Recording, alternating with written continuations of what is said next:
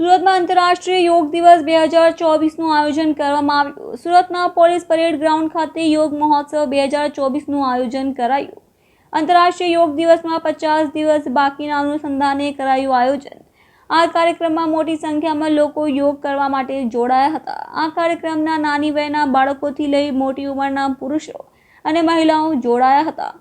આ કાર્યક્રમમાં આયુષ મંત્રાલયના સચિવ Vaid Rajesh Kotecha, deputy director general Satyajit Paul અને સુરત મહાનગરપાલિકાના કમિશનર શાલિની અગ્રવાલની હાજરી હતી।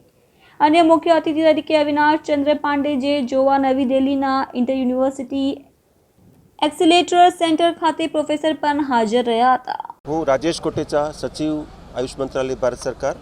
આજે સુરતમાં યોગ મહોત્સવ, આપણે આંતરરાષ્ટ્રીય યોગ દિવસ 21 જૂને થવાનો છે, એના 50 ડેઝ કાઉન્ટડાઉન, એના 50 દિવસ બાકી છે, એટલે એક મોટો કાર્યક્રમ યોગનો અહીંયા સુરતના પોલીસ પરેડ ગ્રાઉન્ડમાં આજે થયો અને એમાં સુરતના ખૂણે ખૂણેથી લોકો પધાર્યા।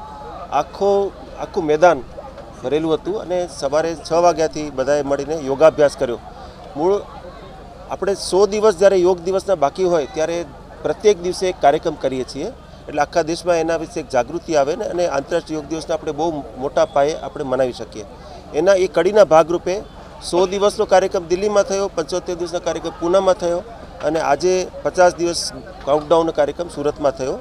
અને સુરતમાં આ કાર્યક્રમની વિશેષતા એટલા માટે છે કે આ ગુજરાત યોગ બોર્ડ સાથે મળીને આયુષ મંત્રાલયને આયોજન કર્યું।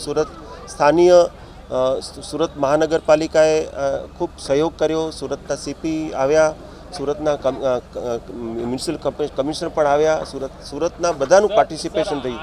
આ જે પ્રોગ્રામ કરવા પાછળનો મેઇન ઉદ્દેશ્ય શું છે અને કેટલો ફાયદો થાય છે?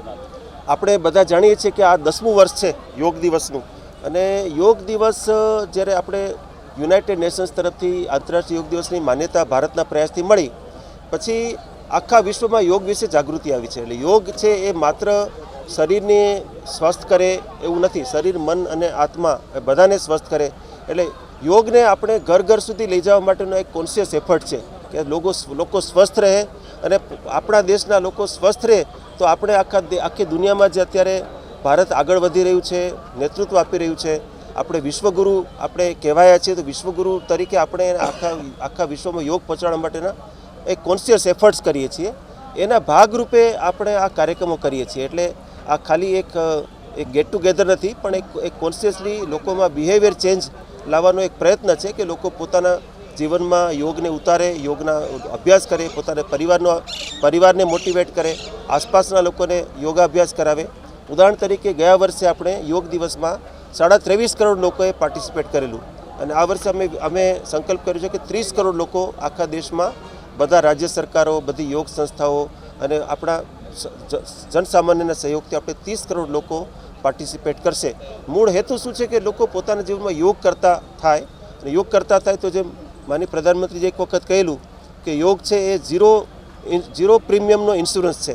એટલે એમાં 1 પૈસાનું આપણે ઇન્સ્યોરન્સ આપવું નથી પડતું, પ્રીમિયમ નથી આપવું પડતું, એ હેલ્થ ઇન્સ્યોરન્સ છે।